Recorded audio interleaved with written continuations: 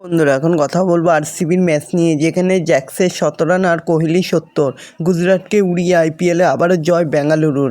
আইপিএলে আবার জিতলো বেঙ্গালুরু। রবিবার আহমেদাবাদে তারা হারিয়ে দিল গুজরাট টাইটান্সকে।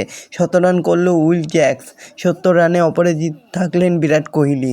তো এরকমই সব আইপিএলের খবর প্রতিদিন জানতে হলে আমার চ্যানেলটিকে অতি শীঘ্রই লাইক, কমেন্ট, সাবস্ক্রাইব করতে ভুলো না ও বন্ধুদের মধ্যে প্রচুর পরিমাণে শেয়ার করে দাও, যাতে আমার 4000 ঘন্টা ওয়াচ টাইম খুব শীঘ্রই পূর্ণ হয়ে যায়। বন্ধুরা, আইপিএলের মধ্যে ইতিমধ্যে এই ঝড় তুলেছে আরসিবি। আইপিএলেও আবার জিতলো বেঙ্গালুরুই। রবিবার আহমেদাবাদে তারা হারিয়ে দিল গুজরাট টাইটান্সকে। টানা 2টি ম্যাচ জিতলো তারা। ওই দিন 17 রান করলো উইল জ্যাক্স, 70 রানে অপরাজিত থাকলেন বিরাট কোহলি। আগে ব্যাট করে 200 রান 3 উইকেটে তুলেছে গুজরাট। জবাবে 24 বল বাকি থাকতেই 9 উইকেটে জিতে যায় বেঙ্গালুরু। শেষের দিকে দুইজনই যেভাবে আগ্রাসী ক্রিকেট খেললেন তা দেখেই মনে হয় রান রেট বাড়ানোর জন্যই খেলেছেন।